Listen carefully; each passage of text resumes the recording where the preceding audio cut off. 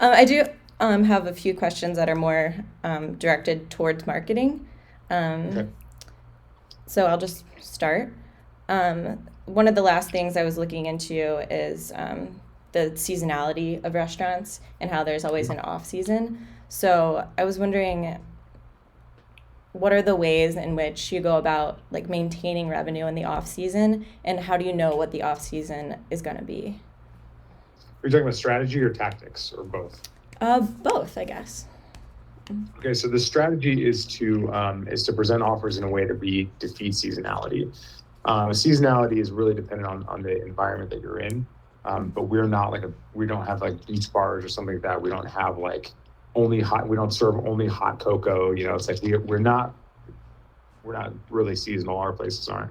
Mhm. But what we do is, I mean, if we in the context in the same idea of seasonalities, we have like four seasons in a week. So it's like so Mondays and Tuesdays are typically really slow. Wednesdays and Thursdays they kind of warm up. Fridays and Saturdays we don't need any help at all booking reservations, and then Sundays it's kind of hit and miss. Mhm. Uh, but what we do to equalize the cash flow in the business is we do direct marketing in the off season, in the off times. So like for Mondays and Tuesdays, we'll set up a special reservation system so we're promoting offers and links and bundled offers Mhm. so that our guests have the option of not having to decide. And so, like for instance, at Soda Club, one of it's a natural wine and pasta bar, and what we do is we put a bundled offer saying like come in on Monday or Tuesday and we'll give you a taste of every pasta that we make, and a bottle of wine for two, and it's like $75 per person or something like that. And what that is that it just relieves them of the burden of having to make a decision, Mhm. and that in itself is a value, and so we leverage that value rather than discounting. So it's if you do the math, it's about the same price, Okay. but and so that's how we kind of bring people into on off days. Okay. Do you do that mostly through email or social or? It's 100% text messages. Oh, okay. Yeah, and we use an automation platform that I actually designed myself. Neat.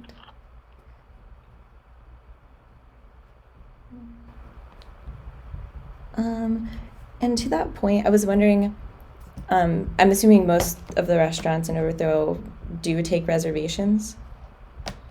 Yeah, we're like I would say 90-10 reservations. We encourage reservations just because it helps us manage guests and stuff. Okay. They help us set up tables. They help us just operate as efficiently as possible. It's a heinously inefficient business, and without an economy of scale of having multiple restaurants, it's very very difficult to survive. So we rely on reservation systems that help us keep our tables full, keep them turned pretty quickly, and an empty table is lost revenue. Okay. I guess that was going to be my follow-up question is like, do restaurants use reservations as solely like a logistics thing, or can it be seen as a marketing thing, like an exclusivity type of thing? Like if you're It, not in the middle of New York City. it's 100% a marketing thing. Okay. I mean, not 100%. It is a logistics thing as well. But Mm-hmm. I mean, this is my marketing brain talking. Mm-hmm. But they help us collect information, and this isn't for public consumption, right? This is just for No, this this is just isn't gonna internal. even be published. This is literally just my paper. It's not that I don't mind sharing our exact strategy. I'll tell you exactly what we do. It's just that people don't like to know that they're being marketed to like this typically. I Um, worked in uh, advertising for 8 years, and there's some stuff that I'm just like, I don't buy it anymore. So. well, I mean, from an advertising like we don't do paid media yet, Mhm. but we do apply a lot of the same principles of copywriting and positioning. And Mhm. so we'll position an offer, like a very specific offer that appeals to what we think is a very specific audience, and invite them into an offer that we think that might appeal to them. Mhm. Except the reason we use text messages is because it's like 99% open rate. And the way we collect that data is from OpenTable and Resi and Seven Rooms and platforms like that. We use Resi right now, but we're transitioning into Seven Rooms. Mhm. And so the guest, they give us their name, phone number, and email address. They book a reservation, and they've opted in. Mhm. And so what we'll do is, if we haven't seen them in a while, and the guest tracks the loyalty, um, the systems typically track the loyalty programs. And if we haven't seen them in a while, we will present another offer to them automatically. Now, the data around guests in restaurants is pretty clear. Like getting them the first time is really, really hard. But getting them back subsequent times is easier. And by the third visit is a magical number. Like it's 70% more likely that they'll come back at some point. Like after the third visit, we're a household name. Okay. And so, I've proposed radical ideas of comping the second meal. because when we're considering the lifetime value of a guest that's going to be coming back forever, then it's worth it, to spend the $50 to get that person in and out, and to compel them to come a third time. Mm-hmm. And when you do that, when you send these direct things, are you always advertising like, oh, we have this new dish, or our spring menu is out, or something new? Or are you just saying, hey, we missed you, come back? Yeah, it's a little bit more than, it's typically seasonal, as seasonal as possible and as contextual as possible. Mm-hmm. We don't like to have generic offers, but the anatomy of an offer is pretty similar. We're just saying, like, here's a bundled thing that you wouldn't have ordinarily thought to put together yourself. It relieves you of the burden of a decision, which is, at the end, by the time people dine with us, they've made 10,000 decisions. Mm-hmm. And they're ready to just relax and chill, and they don't want to decide which wine they're going to have. Right. And so that's kind of fits the psychological profile that we've estimated for our ideal customer, and we try to position offers for that. But they're pretty much the same. It's like, here's a bunch of stuff that we do. You don't have to pick which one it is, but we'll give you all of them. I like that concept. Offers, not discounts. That doesn't cheapen the brand. Yeah, I do not like discounting. It doesn't cost us any less any other times of the week, mm-hmm. and the value is any less any other times of the week. And so, like, it's the burden is on us to make our offers more valuable rather than to make it cheaper. Mm-hmm. Okay, cool. Something that always came up in a couple of the other interviews I did. I had interviewed someone who's big on SEO, not restaurant specific, but that's kind of his thing. Mm-hmm. And we were talking about Yelp, and his sentiment was just F Yelp. So I was wondering, as marketing and knowing how that can affect business, do you utilize those kind of online reviews? Do you ignore them? Would it be better to address things? Because it's always the angry people that go on there. No, we've enjoyed really positive reviews, but that's not the reason for what I'm about to tell you. Mm-hmm. We respond to every single review, hopefully within the day. We want other guests to see that we are actively engaged, and that when we make a mistake, we don't delete the reviews. We ask. That's just because we're good people, and also because in the absence of the old ways when hundreds of thousands of years ago, when we had a tribe and we knew everybody in the tribe, we depended on the community to support us and to feed us and to tell us where the danger was. In a city of 11 million people now, we don't really have that same thing. So we really depend on what other people's opinions are, even if they're strangers. We would take their opinion in much higher regard than anything that we say marketing it.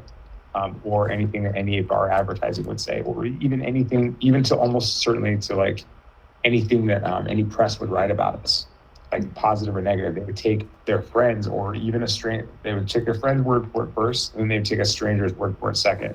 And then they would look at maybe a writer's take on it, or maybe look at our social media or something like that. But social proof is a huge factor in it. So we're not responsive to what is happening, to what people are saying about us, and if we're not listening to that, then we will quickly be irrelevant. So we have a very detailed SOP about what we talk about, how we respond with 5-star reviews versus 4-star reviews. A note about the Yelp thing is I don't really care about Yelp. I don't really care about Yelp too much at all. It's I don't think I'm not going to take a position on whether they're good or bad for the industry. They're bad. But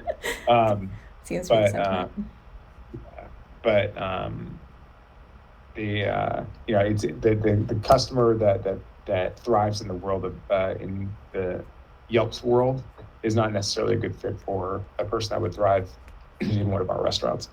Mm-hmm. So we don't spend a lot of time, money, or energy marketing to those people. Okay, that makes sense.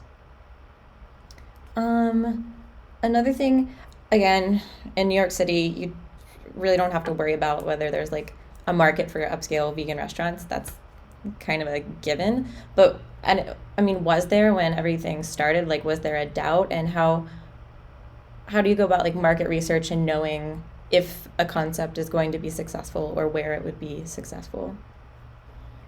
Well, I wouldn't be the right person to answer that question because I came on only 3 months ago. And so, and Robbie made the decision to go vegan, 100% vegan a couple of years ago. Mm-hmm. And that must have been a very difficult decision because who knows what was at the other side of that, on the other side of that one. I guess I do take it for granted that it is an in-demand thing, and that there are so few vegan restaurants out there. But we've enjoyed a very positive demand for what we're doing, and we're very grateful for that. But one thing that I've dug into is, the demographics and the psychographics of a particular person that might come into one of our restaurants. And if you look at like the census data, it's basically like Karen is our prime demo. Uh-huh. She's around 40. She's single. She makes about $60,000 a year. She has she doesn't have kids probably, and she's politically very, very liberal. She probably is not religious, but none of these things. If you look around any of our restaurants, none of these data points, none of them actually apply to our people. Mm-hmm. We have an incredibly diverse. I would say it probably skews towards women, but it's incredibly diverse, and we've never, tried to bother anybody with taking a survey or anything like that. We just don't care. We care if they're happy with their meal. Mm-hmm. And we're more concerned with messaging and being authentic, including, and with being authentic for what our mission is, what our strategy is, and what our mission is, and what we stand for, rather than trying to cater to an audience that we think is out there that we're not capturing. We feel like we're trying to attract people rather than find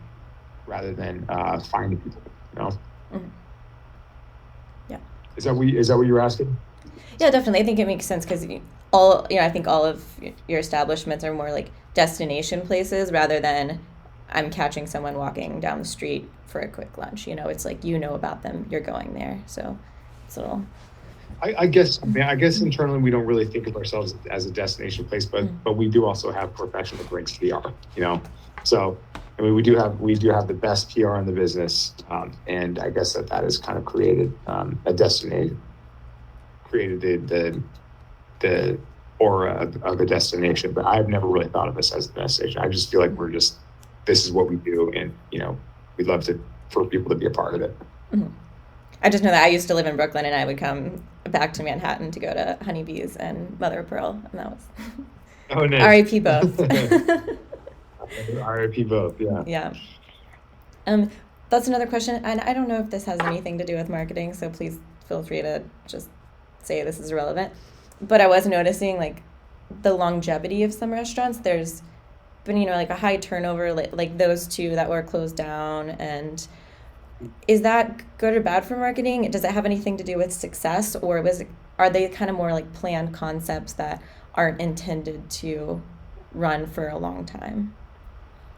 I can't really speak to those specific restaurants because I wasn't there, and that would be something to ask Robbie about. But I can tell you that if you enjoy a reasonably large economy of scale, then it's not too hard to reface a restaurant. If the bones are good, you can literally just kind of change the name and change the decor. It's not cheap and it's not easy, but it is not, it's not impossible. And so if you find something that isn't working, this goes for most places. Like most places, if it's not working, you just end up going out of business and losing your life savings or whatever. But if you have the stability of the support of other restaurants around you, then you can have certain places that are loss leaders and other places that kind of stabilize your net revenue.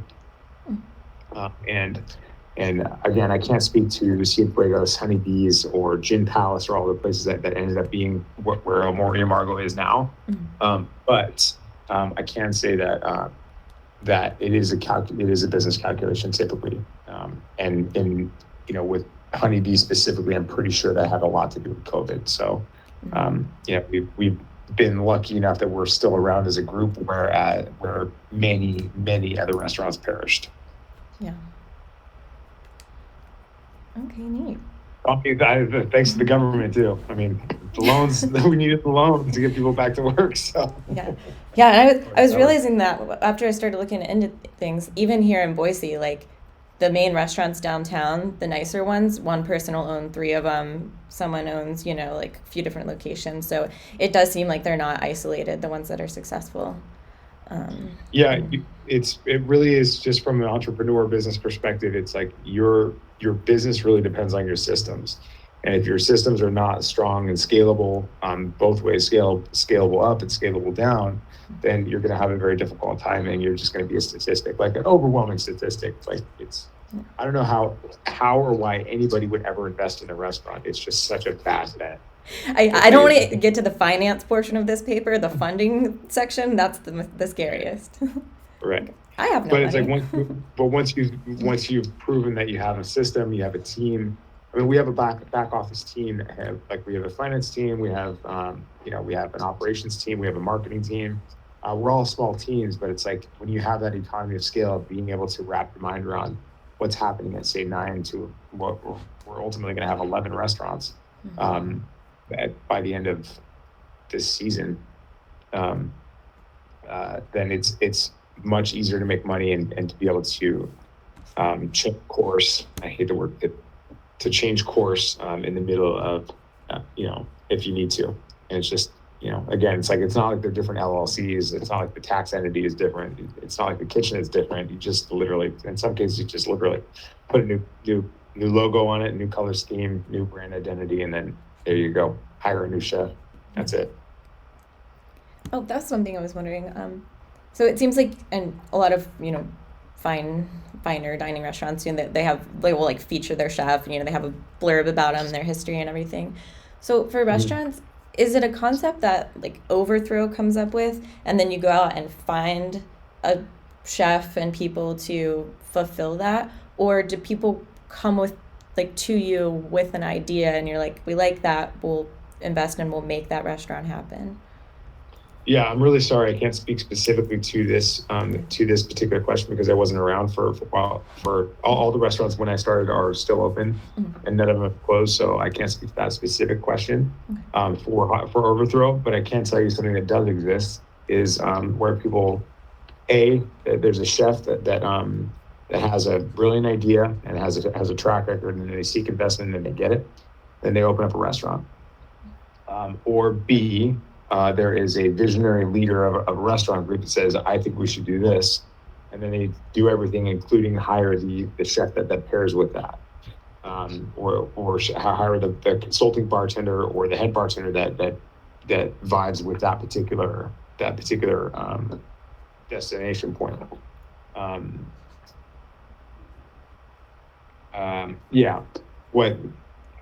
What Overthrow typically does is the latter. Okay. Is my understanding. So Ravi is a brilliant concept guy.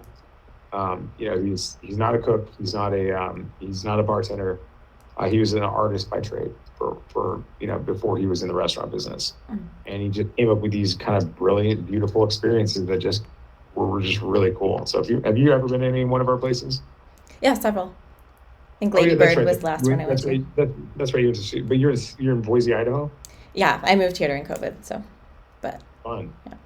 Not fun. Glamorous Boise. We have one vegan restaurant, and it's not even open for dinner. Are you a vegan? Yeah. So. I guess that means you eat a lot of potatoes then, huh? Yeah, everywhere has French fries, so that's Everywhere has French fries. French fries and salad, lots of that. Yeah. So Robbie's the concept guy, and he comes up with the ideas, and to a certain degree, we look at the data. Like for instance, Seamless just had released some information about what people search for, and like the search for the vegan burger or or a veggie burger is up like 5,000% or something like that. Mm-hmm. So it's looking at that. I'm just like, why don't we have a veggie burger on the menu? Nowhere? But we don't. Wow. No, we don't do fake meat. Oh, I didn't realize that. Okay.